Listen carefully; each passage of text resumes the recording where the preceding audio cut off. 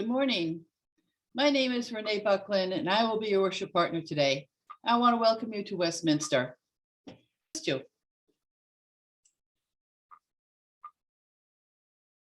Our chalice lighting marks the beginning of our worship service.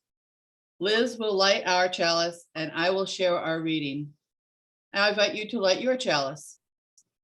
If you like, you can use the chat to post the name of the street where the chalice was lit.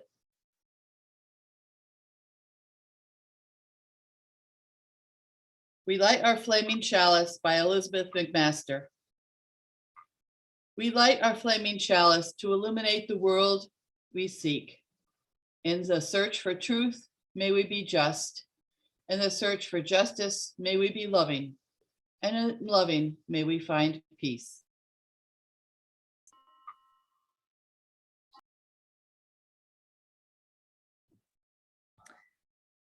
Our opening words this morning come from the Reverend Dr. Hope Johnson, who passed away a few years ago and was a dear mentor of mine. She delivered this meditation at General Assembly in 2013. We are one. We are one, a diverse group of proudly kindred spirits, here not by coincidence, but because we choose to journey together. We are active and proactive. We care deeply. We live our love as best we can. We are one, working, eating, laughing, playing, singing, storytelling, sharing, and rejoicing. Getting to know each other, taking risks, opening up, questioning, seeking, searching, trying to understand, struggling, making mistakes, paying attention, asking questions, listening, living our answers, learning to love our neighbors, learning to love ourselves, apologizing and forgiving with humility, and being forgiven through grace, creating the beloved community together. We are one.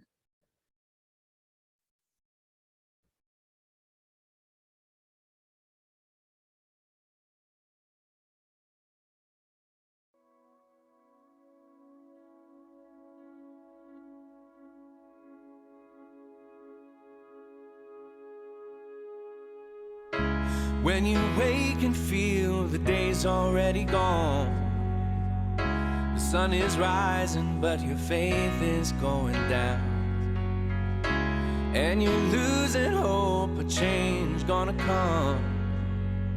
You gotta tune your station to a higher sound. When the way seems blockaded, and you just don't have the might, give some praise that you're frustrated. No, you ain't wrong, you're on the edge of something right. Take a small, sweet step, give it all you got. Just a small, sweet step, moving forward. You don't know what's next, and nevertheless, take a small, sweet step, moving forward. When you're riding and the fog has got you blind, remember you're the sky that holds the clouds.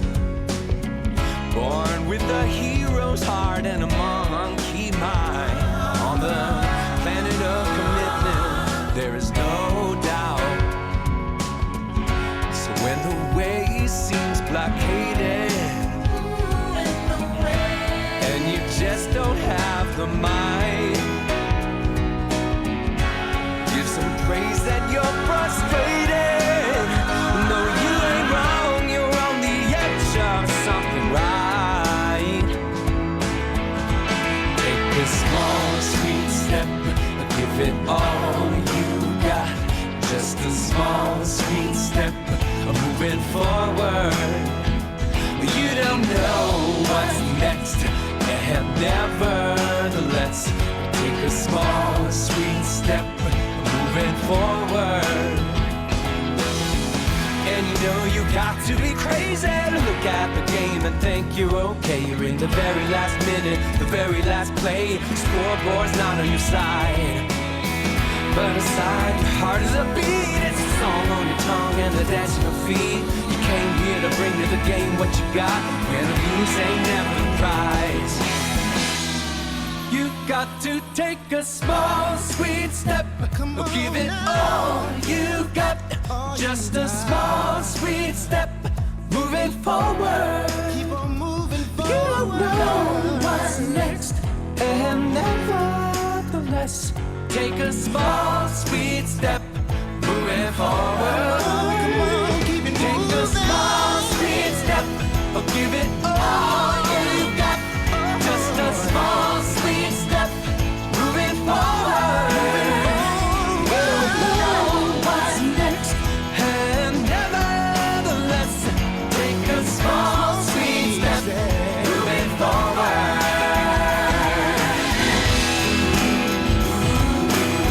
Just take a step, keep moving forward. Just take a step, keep moving forward. Just take a step, keep moving forward. Just take a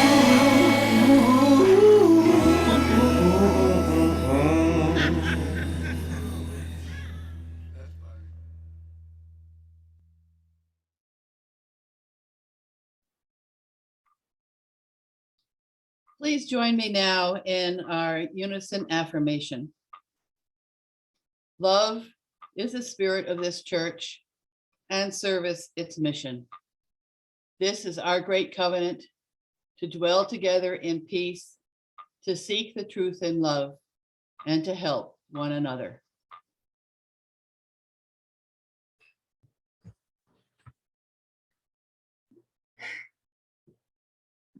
Spirit of life, beloveds, let us breathe.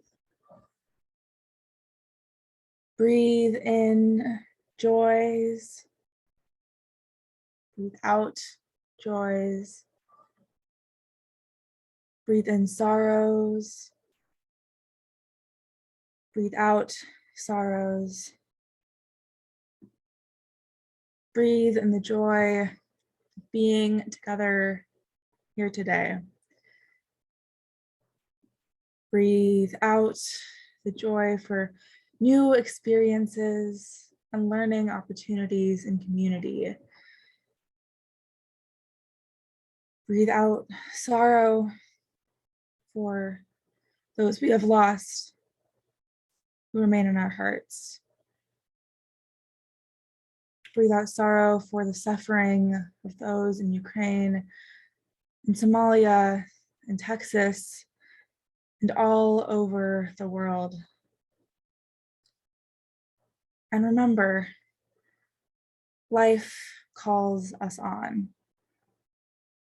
With every breath we take, with every moment we live, we are moving forward, guided by our past, grounded in our present. We hold all of these things together and remember, we are not alone.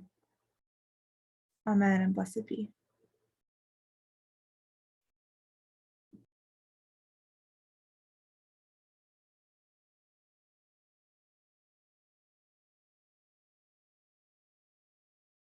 Gonna keep on moving forward. Keep on moving forward. keep on moving forward, never turning back, never turning back. Sigamos adelante, siempre adelante, siempre adelante, sin volver atrás, sin volver atrás. Gonna keep on loving boldly, keep on loving boldly, keep on loving boldly, never turning back, never turning back. Amaremos con pasión, siempre con pasión, siempre con pasión, sin volver atrás, sin volver atrás. Gonna reach across our border, reach across our border, reach across our border, never turning back, never turning back. Vivamos sin fronteras, siempre sin fronteras,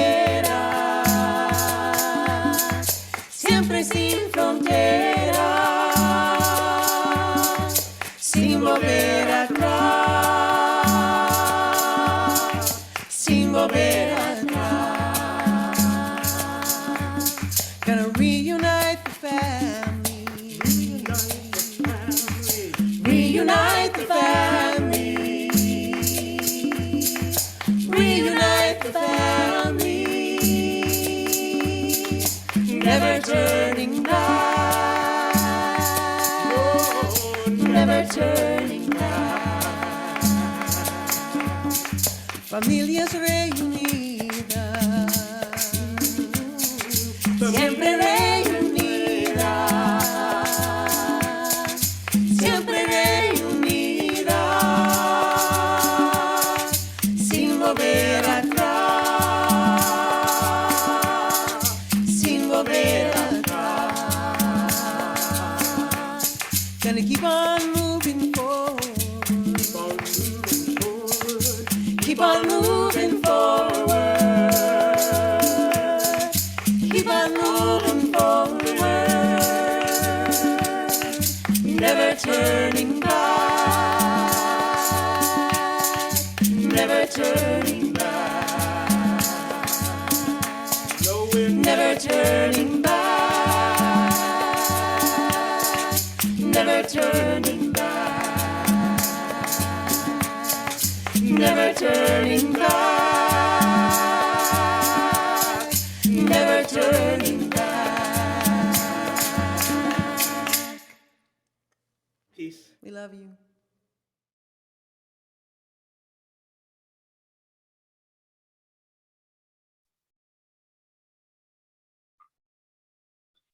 Our offering this morning is the February Share the Plate recipient is the College Crusade. As you might have seen in the announcement slides, the College Crusade prepares and inspires young people in Rhode Island to become the first in their families to complete and attend college. College Crusade helps students from middle school all the way to post-secondary education via an engaging and diverse staff representative of the communities that they serve. The goals are to address barriers to education and economic empowerment for their students.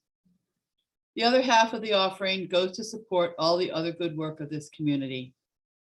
You can donate using the link that is now being put in the chat, or you can send your donation to the church. The offering will now be given and received with gratitude.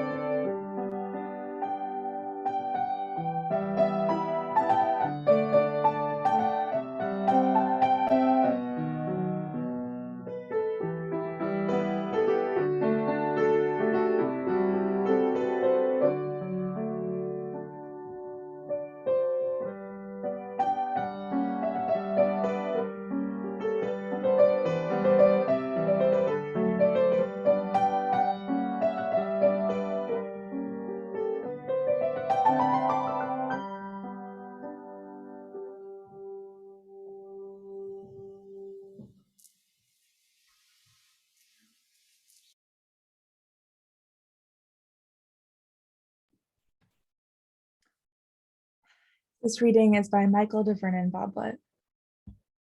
We are not alone.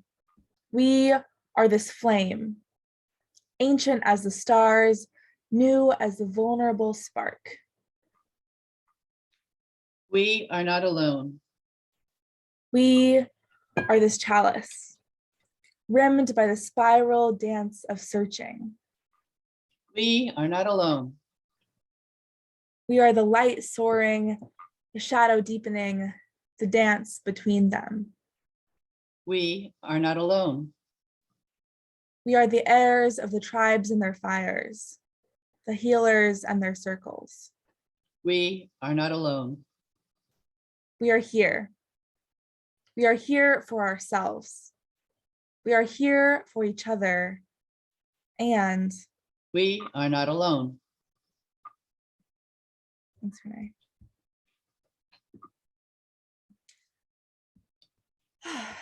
So good morning, everyone. It is so good to be back with you all this week, 2 in a row, very exciting.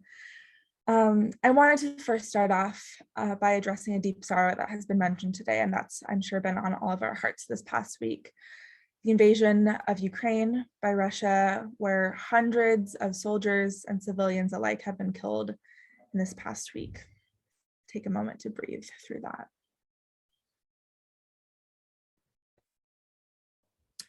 Winston Churchill said that those who fail to learn history are doomed to repeat it. This violence and imperialism is not unique to Russia and Ukraine.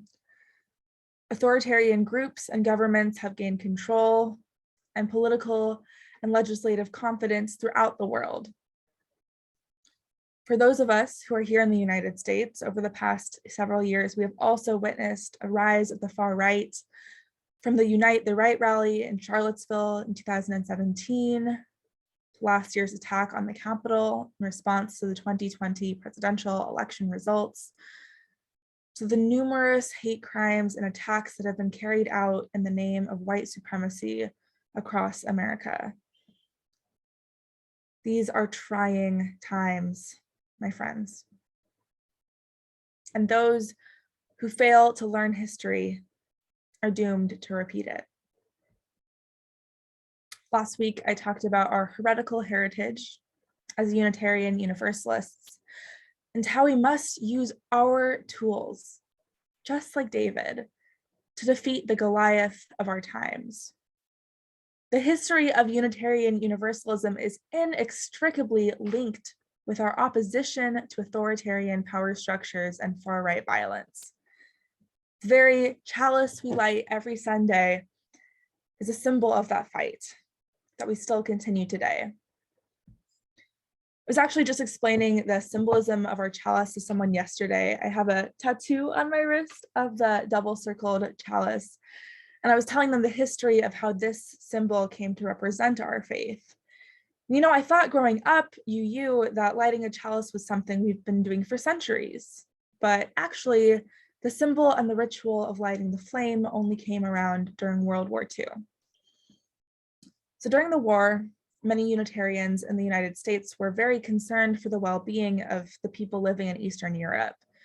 Jews, and Unitarians, and many, many more marginalized groups.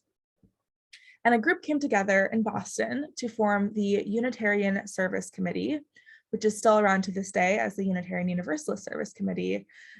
And that group came up with ways to help people escaping Nazi-occupied places by passing on messages, finding escape routes, raising money, and working with governments and other organizations for support. But they were a new organization and they didn't have any official paperwork. So it was hard to get people to trust them and to get the help they needed. So they had this Austrian artist, Hans Deutsch, create a symbol to put on the service committee papers to help them look official. And Hans decided to come up with a symbol of a flaming chalice, a chalice with a flame, representing the healing and holding of community, that cup, that chalice, along with a fire of spirit and justice. And over the years, over the decades, many Unitarian and Universalist communities all over the world started their worship services by lighting a chalice. And that's something that makes me feel at home and connected no matter where I am. And the fact that this beautiful symbol is linked to our heritage as justice seekers and risk takers and heretics, that makes me feel even more proud. And I wanted to share with you another little piece about our UU heritage. Another prominent Unitarian who was involved in our faith around the time of the Second World War, James Luther Adams, a minister and a theologian who visited Germany in 1935, expecting to study some of the greatest theologians of all time, and instead having to confront the rise of the Nazi regime. Now, Adams said that in Nazi Germany, he soon came to this question: what is it in my preaching and my political action that would stop this? It is a liberal attitude to say that we keep ourselves informed and read the best papers on these matters, and perhaps join a voluntary association now and then. But to be involved with other people so that it costs, and so that one exposes the evils of society, requires something like conversion, something more than an attitude.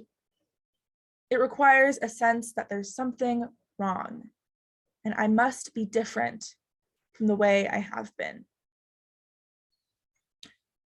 Theodore Parker, another one of our great theologians, believed that the moral arc of the universe bends towards justice. But James Luther Adams argued that we must be the ones who bend it. For weeks, maybe even months, the Israelites waited on the battlefield, fearful to move against Goliath and the Philistines. Civilians were suffering, starving, worried about their family and friends who were out fighting. And David wasn't even a warrior. He didn't have to do anything. But he knew he must be different from the way he had been. Those who fail to learn history are doomed to repeat it. James Luther Adams took the story of David and Goliath and those 5 smooth stones that David carried to create the 5 smooth stones of liberal religious tradition, the beliefs about what it means to practice faith in a responsible and progressive way. And those stones, detailed in Adams's essay, Guiding Principles for a Free Faith, changed the way that religious liberals viewed their theology. That essay was published in 1976. So to put it in the context of our story, that was 41 years after Adams originally visited Germany, 36 years after the Unitarian Service Committee was established, and just 15 years after the American Unitarian Association and the Universalist Church of America merged to form what we know as the Unitarian Universalist Association of Congregations. Unitarian Universalism is a living, breathing faith, always growing, always changing, always ready to learn more and do more. So in 2013, 37 years after Adams first shared the 5 smooth stones, religious professionals in the Mountain Desert District got together to attempt to answer the question, what do Unitarian Universalists believe? This is a little bit of a trick question. What do we believe? Well, a lot of things. Note that I did not say anything because that's actually not true. I don't think you can believe in the idea of eternal suffering and punishment and be a UU. I don't think you can value some lives over others and be a UU. And I don't think that you can be willing to be complicit in systems of oppression and marginalization and be a UU. Our principles, wonderful. As Unitarian Universalists, we covenant to affirm and promote worth and justice and search and interdependence and all of the beautiful things that we've written out and voted on. But sometimes we need more than bylaws. We need beliefs. When someone asks me, so what do Unitarian Universalists really believe? I can definitely recite the principles and explain that we believe in the inherent worth and dignity of every person, et cetera, et cetera. But what happens if they go then, okay, sure, I believe in that too. But what makes you a UU? Because that's happened to me a lot, actually. So anyways, back in the Mountain Desert District, circa 2013, I wasn't there. I so deeply wish I was. But I've learned that Reverend Nancy Bowen, Reverend Mike Morin, and some other religious professionals from around the area were in conversation about a new piece of our theology, something that ended up being called the 5 jagged rocks.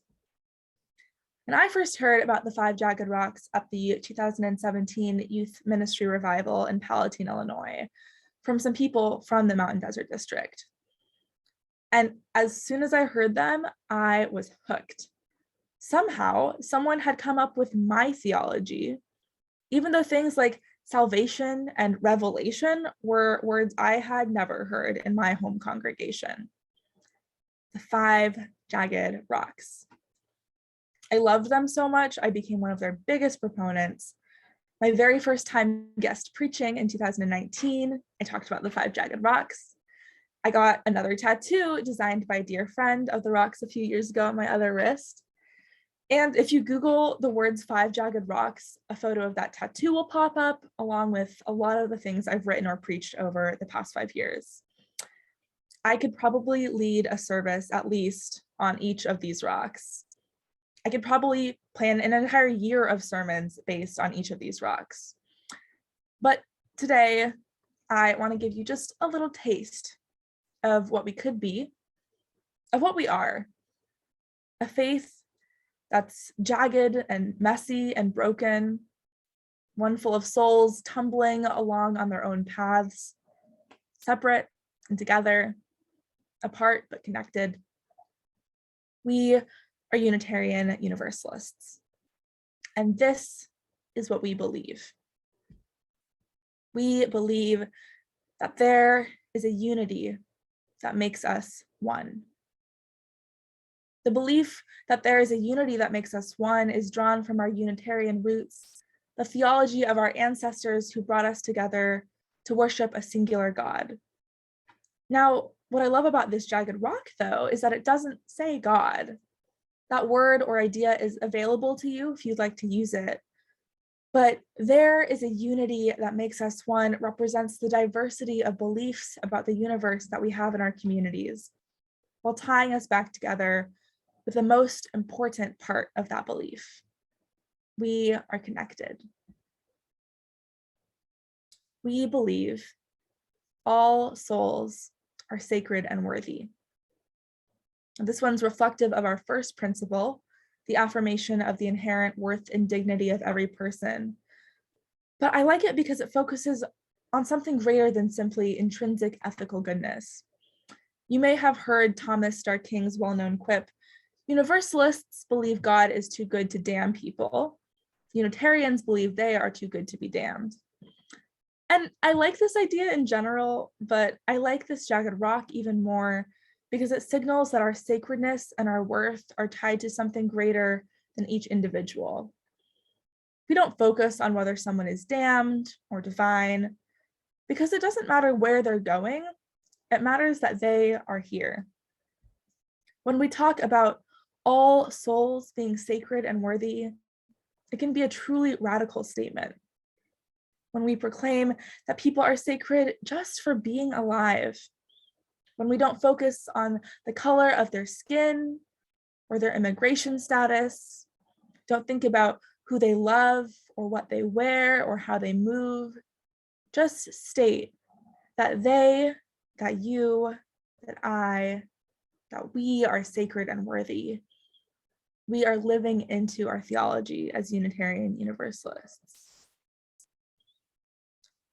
We believe that courageous love transforms the world. Courageous love is what Martin Luther King Jr. calls agape love, purely spontaneous, unmotivated, groundless, and creative. The love of God, the love of the Spirit, the love of the universe, operating in the human heart. When the Beatles say all you need is love, I think they're talking about courageous love. And UUs do their very, very best to side with love. And I think that's what makes all the difference. Even though we've fallen short many, many times, what keeps me a part of Unitarian Universalism is that we keep trying. We get up again and again on the side of love. We are a justice-seeking faith, always reaching for that beloved community. And how do we create that beloved community? With love, courageous love. Not love for oppression or hatred, because as much as we have to recognize that all souls are sacred and worthy, it's hard to focus on that when they refuse to recognize the sacred and worthiness of my soul. But when I talk about courageous love, I don't want to begin to think about that, because in my view, it's so much more important to focus on loving each other, loving the promise of our shared liberation, because that is what's going to transform the world. We believe revelation is unsealed and truth continues to be revealed. Our revelation is not sealed.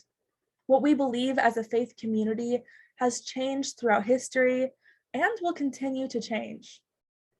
Like I mentioned, even the things that feel traditional, like our chalice, are in fact relatively new. I think we have one of the most transformative faiths because instead of being defined by one set creed, we're defined by how we choose to be in covenant with each other. And that covenant can change and will change and has changed over time. Our principles, as we know them today, were only adopted in 1985. And even now, many congregations have voted to include an eighth principle, journeying towards spiritual wholeness by working to build diverse, multicultural, beloved community by our actions that accountably dismantle racism and other oppressions in ourselves and our institutions. Salvation, revelation, all of these things are tools that we can use to become a better faith. And our last jagged rock is all about that salvation. We believe in salvation in this life. This one comes from our Universalist roots, and I think it might be the most radical jagged rock of them all. While many other faiths believe in an afterlife or reincarnation, as Unitarian Universalists as a whole, we understand that we don't know what happens when we die. Each person can still have their own truth, but what's more important to us than what happens after we die is how we live. So what can we do now? What can we do to make the world a better place? Not because of some future reward, but because our lives depend on it. Because our liberation is tied up in one another's, because we are connected. When one of us is in pain, we are all in pain, because none of us are free until all of us are free. I'm reminded of the phrase tikkun olam, the Jewish concept of repairing or healing the world. There is salvation in this life. We must help heal the world. The original concept of tikkun olam comes from a story from the beginning of time. There was a great light that came out from the heavens, and it was divided and spread and cast about the world. And it's for each of us. We each have a part of that light inside ourselves, and we must gather that light together. And when we have gathered it all together, it will be heaven on earth. There is no salvation for us in this life unless it is for all of us. We have to gather that light together and help heal the world. That is what the promise of beloved community is. That is what the promise of salvation in this life is. In 1790, when the Universalist Convention in Philadelphia adopted an anti-slavery resolution proposed by Benjamin Rush, who signed the Declaration of Independence, they were fighting for salvation in this life. When American Unitarians, Reverend Waitstill and Martha Sharp, traveled to Europe and risked their lives to help Jews and other refugees escape the Nazis, they were fighting for salvation in this life.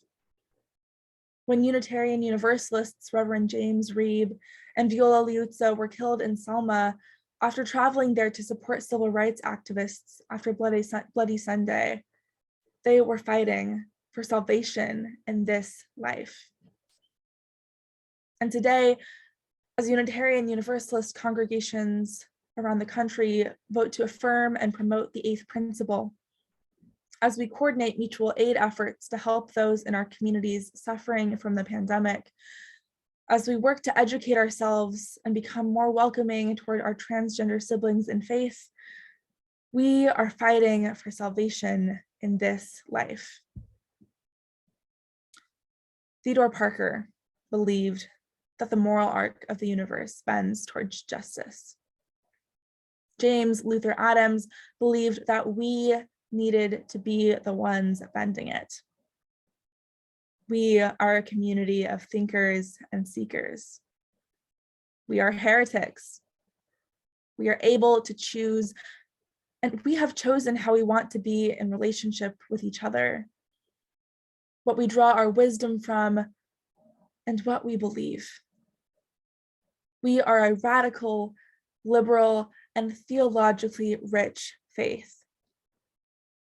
And just like David, with his smooth stones, bending his sling towards Goliath, we can use our jagged rocks to bend the arc of the universe towards justice.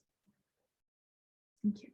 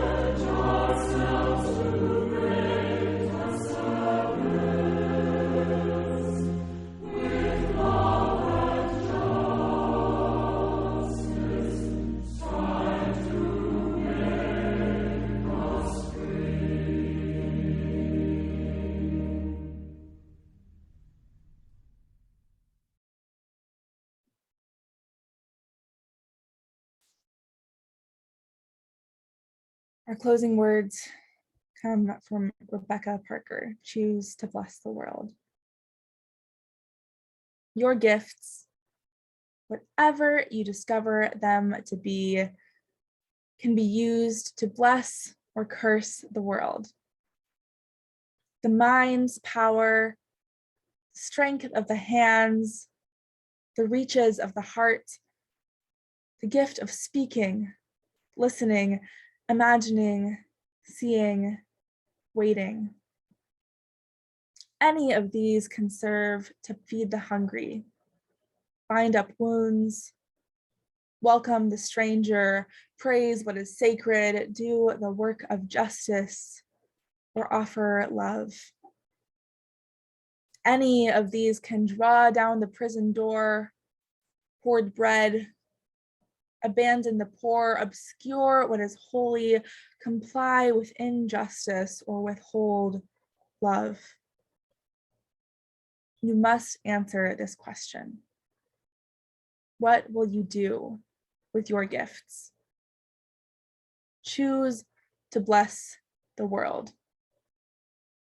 The choice to bless the world is more than an act of will, a moving forward into the world with the intention to do good. It's an act of recognition, a confession of surprise, a grateful acknowledgement that in the midst of a broken world, unspeakable beauty, grace, and mystery abide. There is an embrace of kindness that encompasses all life, even yours.